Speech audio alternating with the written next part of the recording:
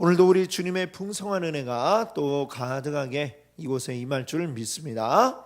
우리 수요일 저녁 우리 계속해서 하이델베르크 요리문답의 내용들을 우리 함께 살펴보고 있습니다. 지금 이제 우리가 사도신경의 내용을 함께 하고 있는데요. 예수님의 이제 장사한 지 사흘 만에 죽은 자 가운데서 부활하시고 그 부활하시는 것에 대한 말씀을 오늘 드리려고 합니다. 예수 그리스도의 부활은 우리에게 어떤 유익이 있는가? 자, 거기에 이제 답을 보시면은 세 가지가 나와 있죠. 한번 우리 같이 한번 읽어보겠습니다. 그리스도는 부활로서 죽음을 이기셨으며 죽음으로써 의에 우리로 참여하게 하십니다. 둘째, 그의 능력으로 말미암아 우리도 이제 새로운 생명으로 다시 살아났습니다. 셋째, 그리스도의 부활은 우리의 영광스러운 부활에 대한 확실한 보증입니다. 아멘. 네, 오늘 부활에 대한 이야기 요 한 가지만 하게 되겠습니다. 그만큼 굉장히 이제 중요한 내용이겠죠. 우리에게 있어서 가장 우리 믿음의 모든 제일 중요한 골격이 되고 뼈대가 되는 이야기가 바로 예수님의 부활이다. 이렇게 얘기할 수 있겠습니다. 우리 종종 보면은 죽었다 살아났다 뭐 이렇게 주장하는 사람들을 종종 그렇게 자주 보진 않지만 뭐 더러 있었죠.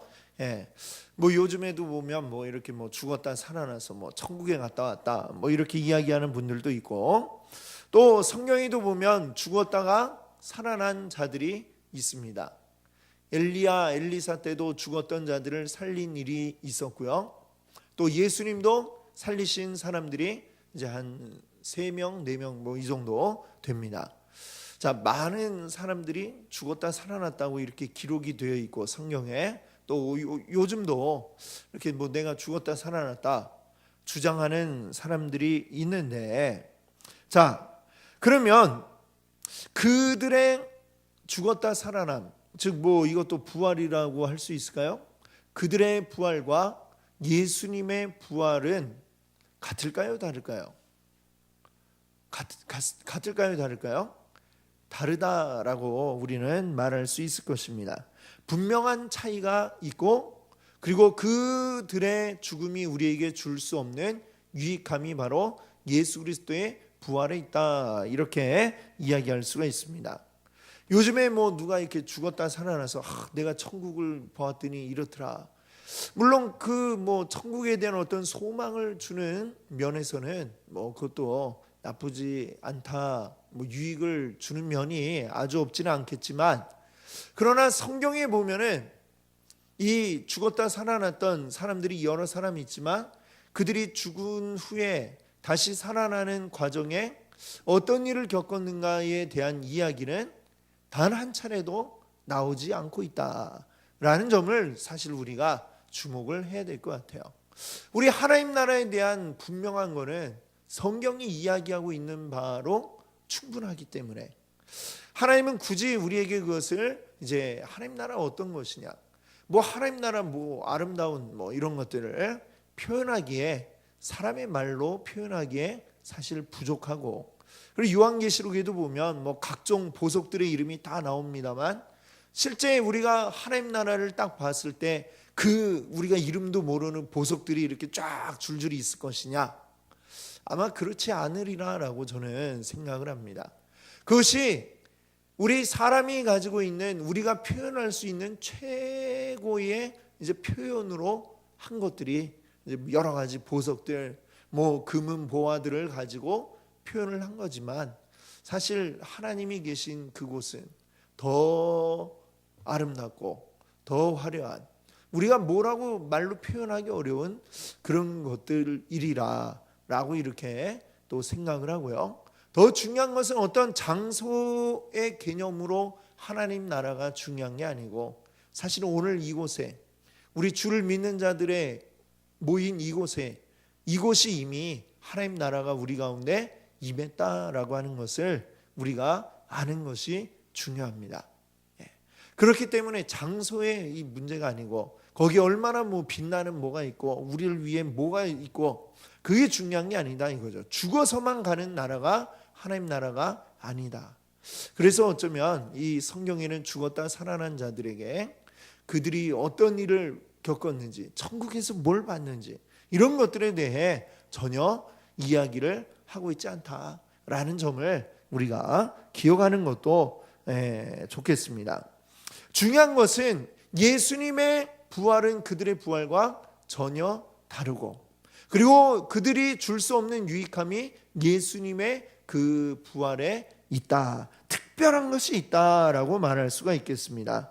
그럼 그런 것들이 어떤 것들인가 이야기하고 있는 게 오늘 보니까 세 가지를 말씀하고 있습니다. 자, 그 중에 첫 번째는 뭐라고 그랬어요? 그리스도는 부활로서 죽음을 이기셨으며 그리고 죽음으로써 얻으신 의에 우리로 참여하게 하십니다 라고 이렇게 말씀하고 있죠.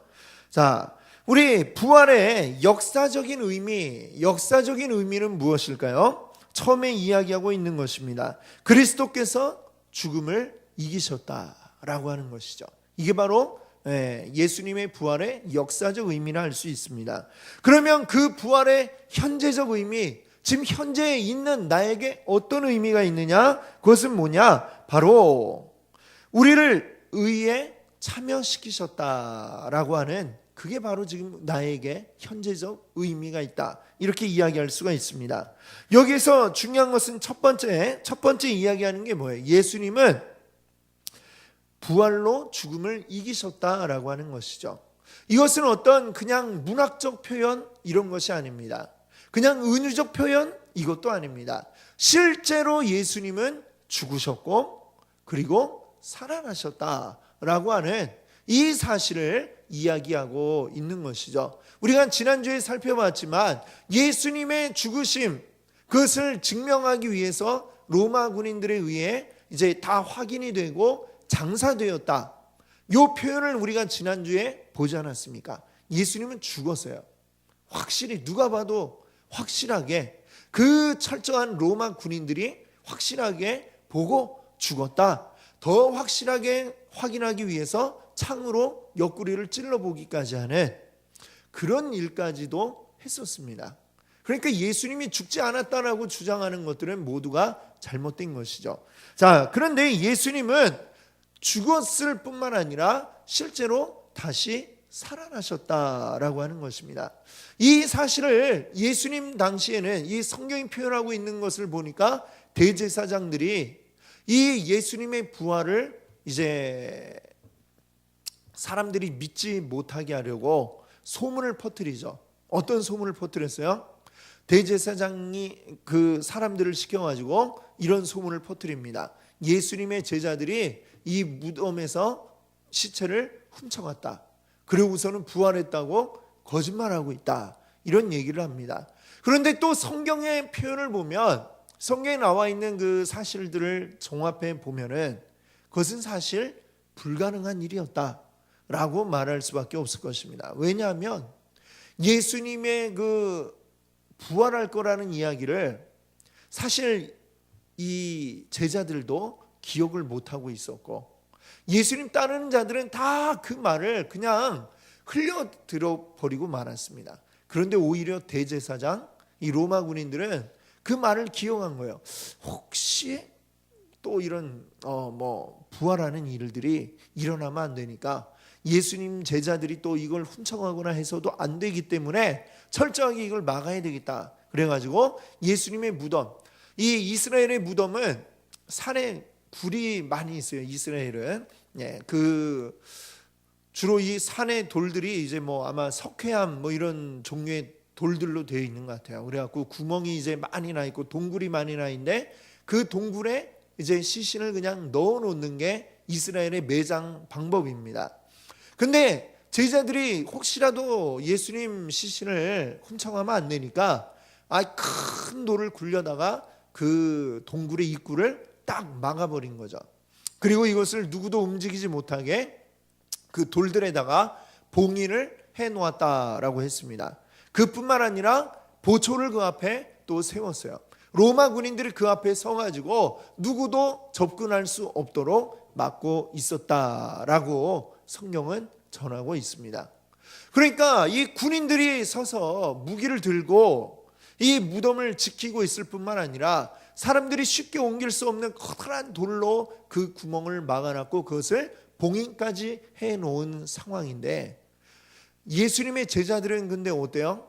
예수님의 부활에 대한 이야기를 생각지도 못하고 있었습니다.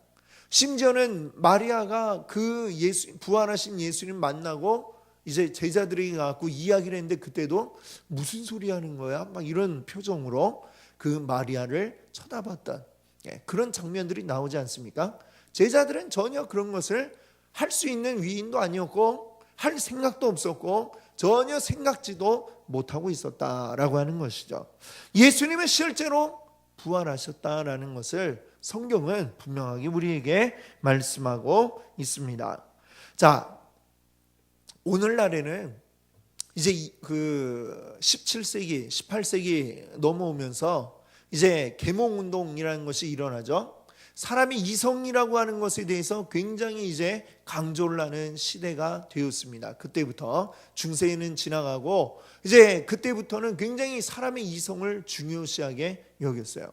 그러니까 뭔가 우리가 생각하기에 합리적이지 않고 상식적이지 않은 것들은 이것은 믿기가 어려운 게 되었죠. 예수님의 부활이라고 하는 게 그렇습니다. 상식적으로 사람이 죽었다 살아난다. 말이 안 되는 이야기죠. 말이 안 되니까 이것을 그러면 우리 이성으로 이걸 어떻게 이해를 할까? 그래서 그 유럽에 이제 우리가 소위 말하는 자유주의 신학자들은 이것을 어떻게 얘기를 하느냐? 그 부활, 실제 부활했냐 부활하지 않았느냐 이게 뭐가 중요하냐? 중요한 거는 부활의 의미다 라고 이렇게 주장을 하고 있죠. 그 부활의 의미, 그 제자들이 예수님이 부활했다고 믿고 그것으로 움직였던 부활의 의미가 중요하지 실제 부활했냐 안 했냐 이게 뭐가 중요하냐 라는 식으로 이제 이 자유주의 신학자들은 이야기를 하고 있죠. 자, 그러나 이런 시도는 그래서 예수님의 부활의 의미가 중요하고 예수님이 말씀하신 그 가르침들을 따라 사는 게 중요하다라고 이야기를 해요. 그렇게 우리에게 가르친다면 결국에는 어떻게 돼요? 그냥 예수님의 말씀들 어떤 도덕적으로 우리에게 어떤 유익함을 줄 수 있지만 그 이상 우리에게 아무런 유익함을 줄 수가 없습니다. 그렇다면 우리가 굳이 예수님의 말씀들이 도덕적으로 훌륭하고 좋기만 한 것일 뿐이라면 우리가 꼭 예수님을 믿어야 될 필요가 있는가? 그렇죠? 예수님 아니더라도 훌륭하고 아주 좋은 얘기들 많은 사람들이 했습니다. 우리 일반적으로 이야기하는 4대 성인 그런 사람들, 그렇죠? 석가모니 또 소크라테스 이런 사람들 얼마나 좋은 이야기를 많이 했는지 모릅니다. 다 도덕적으로 보면 아주 훌륭하고 정말 다 맞는 이야기죠. 예수님은 그런 4대 성인의 한 사람이 아니라고 하는 것입니다. 예수님도 좋은 말씀들 많이 하셨지만 좋은 말씀을 한 분으로 우리에게 의미가 있는 것이 아니라 어떤 도덕적인 선생님으로 우리에게 의미가 있는 게 아니라 예수님은 부활하신 분으로서 우리에게 의미가 있다라고 하는 것입니다. 그 부활의 의미가 무엇이냐? 실제로 부활하신 그것은 뭐예요? 우리에게 필요한 건 뭡니까? 우리가 사망을 이기는 것입니다. 그럼 어떻게 사망을 이길 수 있어요? 죄의 값은 사망. 우리는 모두 다 죄의 값에 의해서 죽을 수밖에 없는 우리들입니다. 그런데 오직 그리스도의 부활만이 우리가 그 사망과의 싸움에서 이길 수 있도록 만들어 준다라고 하는 것입니다. 예수 그리스도의 그 부활이 사망의 원인인 이 죄의 문제를 근본적으로 해결할 수 있기 때문인 것이죠. 그것이 다른 어떤 성인이라 부르는 훌륭한 사람들과 예수님과의 차이입니다. 사람이 아무리 도덕적으로 좋아지려고 나아지려고 노력을 해도 그것은 극복할 수 없는 한계가 있을 수밖에 없는 것이죠. 사람은 아무리 열심히 정말 도덕적으로 바뀌려 하여도 이 속에 있는 근원적인 그 죄의 문제를 해결할 수가 없는 것입니다. 자, 그래서 우리는 오직 예수 그리스도를 통해서만 바로 이 죄의 핵심 근원인 이 죄의 문제를 해결합니다. 예수님이 십자가에서 죽으심으로. 자, 근데 예수님이 죽기만 하셨다면 이 죄라고 하는 게 우리에게서 이제 사라지지만, 그러나 그것은 그냥 죄가 없는 상태일 뿐이지 앞으로 죄를 짓지 않을 가능성을 가지고 있는 것은 아니에요.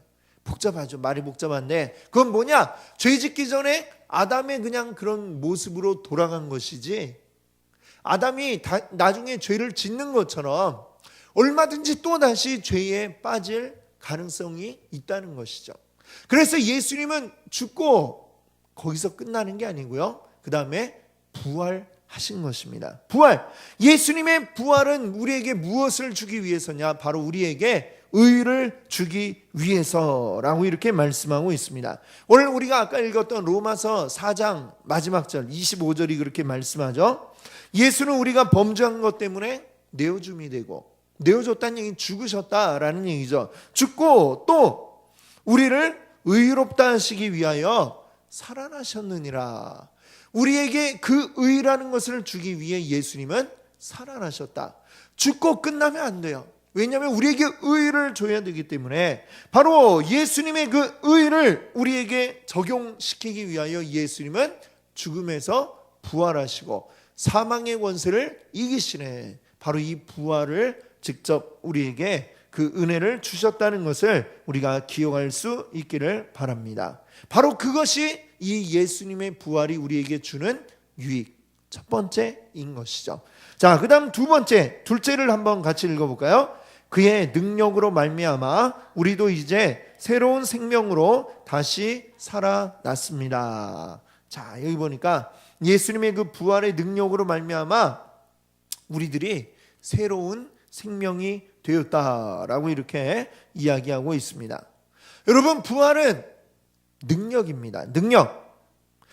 과거 2000년 전 어느 저 지구 반대편에 저 중동 지역에서 한순간 싹 일어났다 사라졌던 어떤 한 사건이 아니라 바로 오늘 지금 우리에게 영향을 미치고 있는 의미 있는 사건인 것입니다. 그렇게 될 수 있는 이유는 그 옛날 예수님이 십자가에서 죽으셨던 그리고 부활하신 그 사건이 오늘 나에게 의미를 주는 이유는 무엇이냐? 바로 부활하신 그 주님께서 능력으로 우리 가운데 역사하시기 때문인 것입니다. 아멘. 자, 어떤 능력일까요? 예수님의 능력 어떤 능력이에요? 성경에 보면 예수님이 많은 일들을 하셨죠. 때로는 병든 자를 고치기도 하시고 귀신을 쫓아내기도 하시고 이런 일들을 많이 하셨습니다. 그런 능력을 이야기하는 걸까요? 그렇지 않습니다. 병든 자 예수님도 고치지만 의사도 고칠 수 있고, 그렇죠? 심지어는 무당도 고치는 일들이 덜어 있기도 합니다. 이 세상에 놀라운 신비한 능력들은 기독교 안에만 있는 것이 아니라 여러 다른 그 종교라는 이름을 가진 모든 곳에 보면 여러 가지 이 초월적인 그런 현상들이 있고, 그런 병고침이나 이런 일들도 일어나곤 하는 것이죠. 그럼 예수님만이 우리에게 줄 수 있는 가장 독특한 특별한 그 예수님의 능력이라고 하는 게 과연 무엇이냐?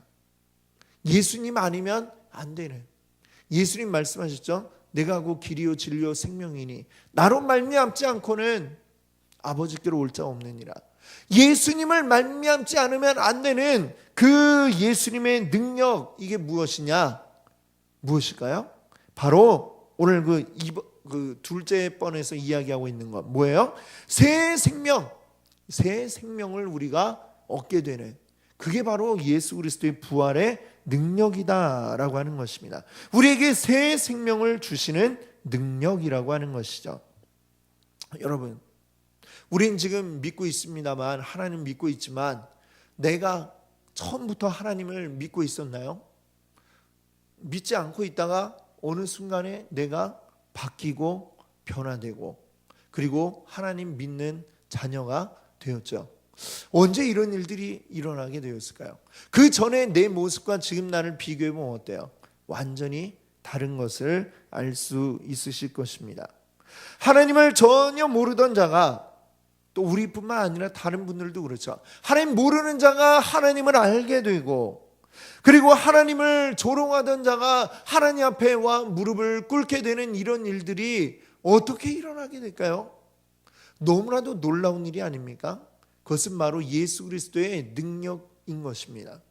죽은 자를 살리는, 새 생명을 주시는 바로 그 예수님의 부활의 능력이 있기 때문에 우리가 죄 가운데 빠져 죽을 수밖에 없는, 영원한 형벌에 빠질 수밖에 없는 그런 우리들이 어떻게 되는 것입니까? 더 이상 죄의 자녀가 아니라 하나님의 자녀가 되는 것이고, 지옥에 갈 우리가 아니라 하나님 나라를 누리는 그런 우리들로 바뀌게 되는 것입니다. 바로 예수님의 그 부활의 능력으로 우리에게 부어주시는 새 생명의 능력이 우리 가운데 있다라고 하는 것입니다. 이것이 바로 예수 그리스도의 부활의 능력인 것이죠. 예수님의 이 부활의 능력이 있기에 바로 우리가 예수 그리스도를 통하여 하나님께로 나아갈 수 있고 하나님을 믿게 되고 하나님의 자녀가 된 줄로 믿습니다. 아멘. 우리 예수님의 이 부활의 능력 우리 늘 기억할 수 있기를 바랍니다. 우리 세 번째는 어떤 유익을 준다고 그래요? 같이 한번 또 읽어볼까요?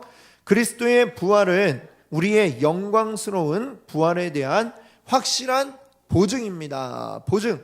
네, 보증이라고 그랬어요. 자, 보세요. 그리스도의 부활이 다른 사람들의 부활과 다른 것, 우리 다른 사람들, 아까 말한 것처럼 예수님이 살리셨던 나사로라든지 아니면 나인성의 과부라든지, 또는 예수님이 부활할 때 그때 많은 자들이 무덤에서 일어났다라는 이야기가 성경에 적혀 있죠.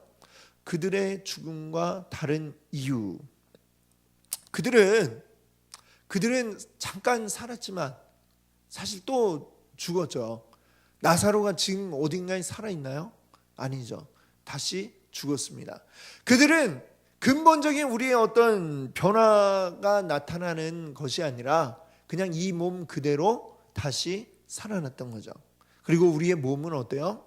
때가 되면 늙게 되고 우리의 몸은 죽게 되어 있는 것이죠. 그것이 우리의 몸인데 이 몸 그대로 그들은 살아났다가, 말하자면 그들의 죽음의 시간이 잠시 뒤로 늦춰졌던 것이다, 이렇게 얘기할 수 있죠. 물론 그것도 굉장히 대단하고 놀라운 일임에 분명하지만, 그러나 그들의 부활은 우리가 바라는 그런 부활이 아니었다. 부활이라고 얘기하기도 좀 그런 다시 살아남이죠. 예수님의 부활, 그리스도의 부활은 무엇이냐? 바로 영광스러운 부활이었다라고 이렇게 말씀드릴 수가 있습니다. 영광스러운 부활, 이것은 뭐예요? 예수님도 분명 우리와 같은 육신을 가지고 계셨습니다. 우리와 똑같은 육신을 가지고 피로하고 또 배고프고 또 찔리면 아프고 피가 나는 똑같은 육신을 가지고 계셨지만, 그러나 예수님이 부활하신 후에는 전혀 다른 몸이었다라는 것들에 대한 증거들이 몇 가지가 나오고 있죠. 예수님 우리와 똑같이 먹기도 하시고 부활하신 후에도 먹기도 하셨지만, 때로는 문이 다 닫혀 있는 곳에 쓱 나타났다가 사라지기도 하시고, 그리고 마지막에 제자들 앞에서 승천하기도 하시고, 사람의 일반적인 몸으로 하기 어려운 일들을 이루신, 그것이 단순히 어떤 우리의 그 물리적인 어떤 변화라기보다도 이것은 뭐예요? 영광스러운 몸으로의 변화다, 이렇게 이야기할 수가 있겠습니다. 그것은 무엇이냐? 우리 육신은 어때요? 많은 한계를 지니고 있습니다. 육신적인 한계라는 것은 사실 더 근원적으로 이야기를 하면 이것은 무엇이냐면 바로 우리가 죄로부터 자유로울 수 없는 몸을 가지고 있다라고 하는 것입니다. 우리의 몸은 여전히 죄에 얽매여 있는 것이죠.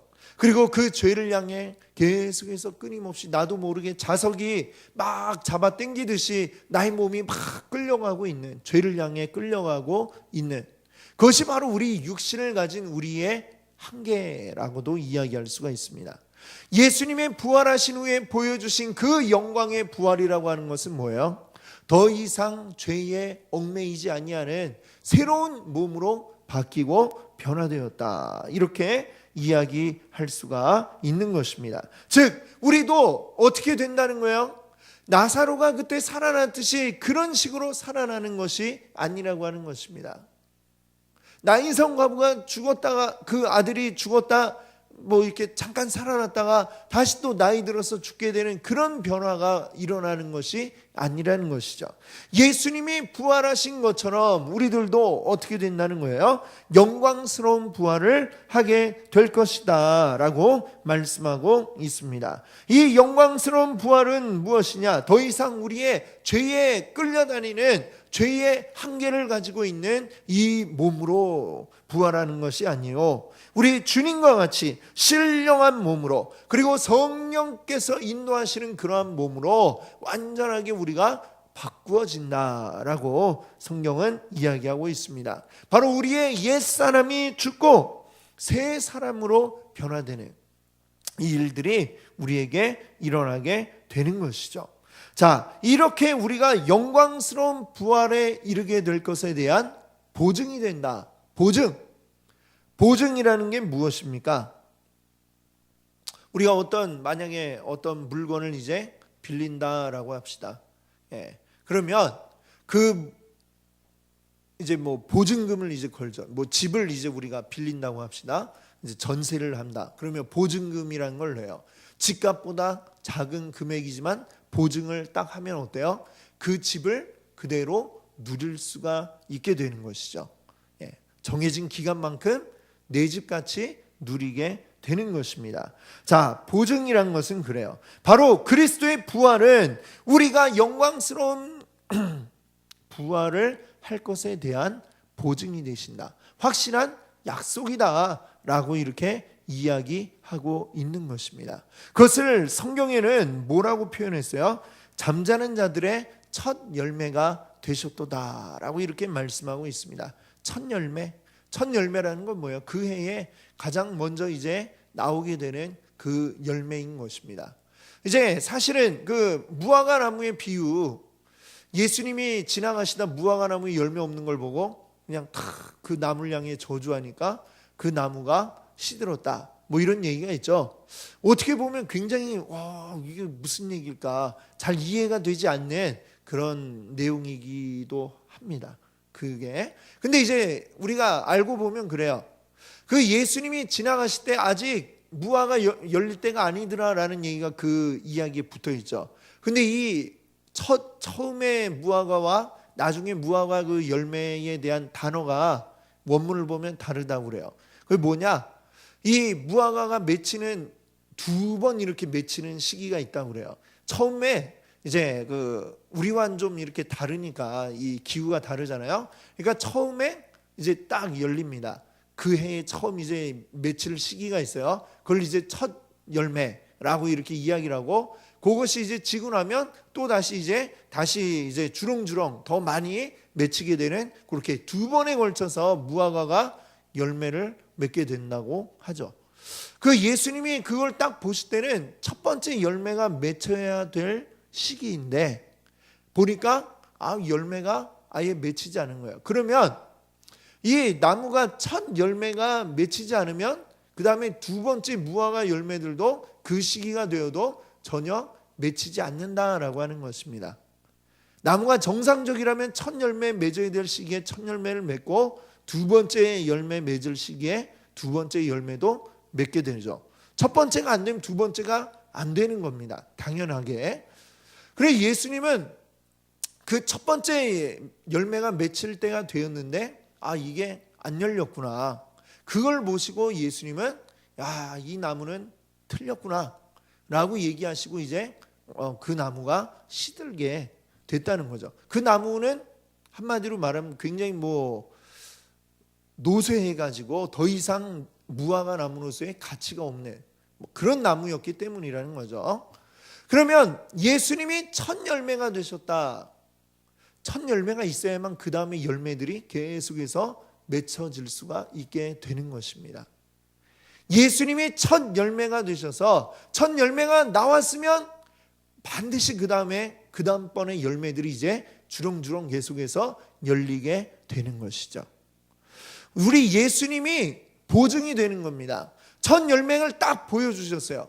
이렇게 너희도 나올 거야. 이 모습을 우리에게 보여주셨죠. 영광스러운 그 부활의 모습을. 그러니 이 죽은 모든 자들, 이 땅에 존재하는 모든 자들의 그 가운데 하나님의 택함 받은 자녀들의 이제 영광스럽게 부활할 그 모습, 예수님이 첫 열매가 되셨으니 이제 당연하게 우리들도 그와 같은 모습으로 부활하리라 라고 하는 것을 이제 보여주시는 것이죠. 그리고 예수님이 보증이 되시는 겁니다. 보증. 왜 보증이에요? 첫 열매이시기 때문에. 그러니 계속해서 똑같은 열매들, 우리들도 예수님과 같은 모습이 되리라 라고 이렇게 말씀하고 있는 것이죠. 자, 여기서 또 중요한 게 있습니다. 그리스도의 부활 이후에 누가 우리에게 오셨나요? 사도행전에 1장 8절에 오직 무엇이 너희에게 임하시면 성령이 너희에게 임하시면, 그 말씀을 하고 가셨는데 성령이 제자들에게 임하죠. 하나님의 백성들에게 성령이 임하여서 함께하고 계시는 그 모습이 이제 계속 되는 것입니다. 성령께서 우리 안에 계심으로 이제는 또 고린도전서에 보면 우리를 그래서 뭐라고 그래요? 하나님이 거하시는 성전이 되었다. 너희가 하나님의 성전인 것을 알지 못하느냐? 이 말씀을 하고 있습니다. 성령이 이제 언제나 우리와 함께 하신다는 거예요. 하나님의 백성들에게 성령님이 함께하고 계십니다. 그래서 성령님을 뭐라고 그래요? 보혜사. 늘 우리와 함께 계시며 우리를 도와주시는 분, 바로 보혜사라고 이렇게 말씀하고 있습니다. 그래서 우리는 예수 그리스도로 말미암아 우리 안에 계시는 성령님을 통해서 우리가 부활의 그 기쁨을 미리 맛보는 것입니다. 우리가 지금은 아직은 부족함이 있죠. 그런데 뭐예요? 보증이 확실하게 지금 되어 있단 말이에요. 보증. 예수님이 보증을 서주셨어요. 확실하게. 너희들이 지금은 아닌 것 같은데, 그렇죠? 여전히 우리는 육신을 가지고 있기 때문에 아닌 것 같이 보여요. 내가 어떻게 예수님 같이 될 수 있을까? 믿기지가 않죠. 예. 그렇다라고 얘기를 해도 아유 어떻게 내가 감히, 너무 겸손해가지고 우리는 그럴 수 없다라고 생각을 합니다. 그런데 예수님이 말씀해 주시잖아요. 내가 보증을 해줄게. 예수님이 보증을 서주신다는 거예요. 내가 그렇지 못하지만 지금 나의 모습은 너무나도 부족하고 연약하죠. 육신을 가지고 있고 여전히 죄를 좋아하고 여전히 죄에 막 끌려가고 있는 우리의 모습이지만, 그럼에도 불구하고 예수님이 우리의 보증이 되셔서, 보증이 되시니까 우리에게 어떻게 돼요? 확실하게 우리도 어떻게 된다는 거예요? 예수님과 같이 영광스러운 부활에 이른다는 것을 우리는 알고 믿는 것입니다. 그걸 믿음으로 우리는 그것을 바라고 여전히 우리 가운데서, 이 땅 가운데서, 그 다음에 어떻게 될까요? 그렇게 되니까 아무렇게나 살자, 이게 아니라 그 모습을 바라고 소망하며 예수님 닮아가기를 소망하며 우리의 모습이 조금씩 바뀌어지고 변화되어져 가는 것이죠. 그렇게 해서 어디까지 자라가요? 그리스도의 장성한 분량까지 우리가 자라가야 하는 줄 믿습니다. 그래서 주님의 이 부활이라고 하는 것은 과거에 끝난 이야기도 아니고 또 미래의 어느 먼 훗날에 우리가 주님 다시 오실 그 언제인가 모르지만 그 언젠가 이루어질 미래의 일만도 아니다라고 하는 것입니다. 과거와 미래, 그리고 동시에 지금 현재 나의 모습이 다 함께 어우러지게 되는 것이 바로 예수님의 부활을 통해 하나로 어우러진다는 것이죠. 과거에 우리를 위해서 죽으셨다가 다시 부활하신 예수 그리스도의 부활, 그리고 현재에는 성령님의 내주하심을 통해 우리 성령께서 우리 안에 계셔서 우리를 이끌어 가시고 죄를 미워하게 하심으로 하나님 닮은 모습으로 예수 그리스도 닮은 모습으로 변화되게 하시는 이 과정을 거쳐서 우리는 어떻게 돼요? 미래에 언젠가 우리 주님 다시 오실 그때에 우리는 영광스러운 부활로 함께하게 될 것을 우리가 기대하고 소망하며 오늘 살아가고 있는 것입니다. 이 부활이 과거와 현재와 미래를 통틀어서 우리를 이렇게 이끌어가는 이 모습을 우리가 기억하고 그것을 따라갈 수 있게 되기를 바랍니다. 그게 바로 이 부활이 우리에게 주는 참 의미인 줄 믿습니다. 자, 이 세 가지 유익을 우리가 살펴보았는데요. 이게 이루어지기 위해서는 이 세 가지 유익함을 얻기 위해서 우리에게 무엇보다도 먼저 전제되어야 할 것이 있다라고 하는 것입니다. 무엇이 전제되어야 되느냐? 바로 그리스도와 연합이 되어야 한다는 것이죠. 그리스도와의 연합. 예수님 안에 우리가 있지 않으면 안 됩니다. 요한복음에서 우리 보았던 말씀같이 내가 아버지 안에 있는 것 같이 너희도 내 안에 거하라, 이 말씀을 하시죠. 우리가 그리스도 안에 거할 때 그때에 우리가 그리스도와 하나가 되는 이 신비한 연합을 하게 되는 것입니다.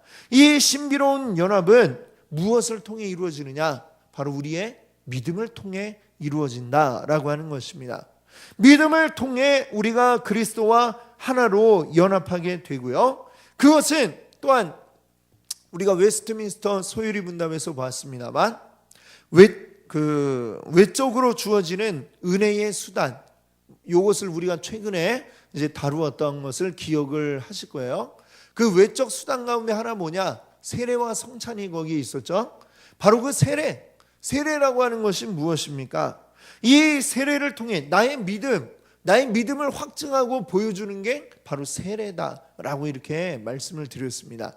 우리 믿음으로 구원받는 것은 우리의 영적인 현상이지만 이것을 우리 눈에 보일 수 있도록 우리 눈에 보여지게 겉으로 드러나게 만든 것이 바로 세례라고 하는 것이다, 이 말씀을 드렸죠.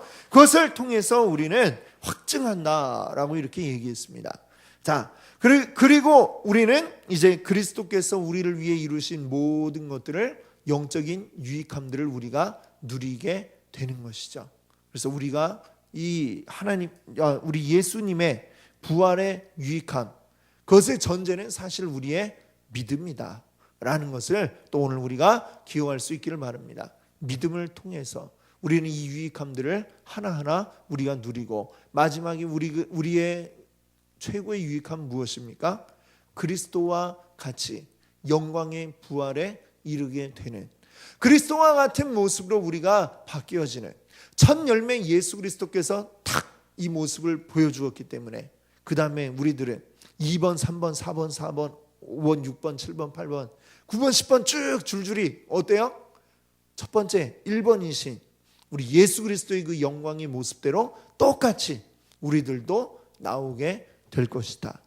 오늘 이 약속을 하고 계신 줄 믿습니다.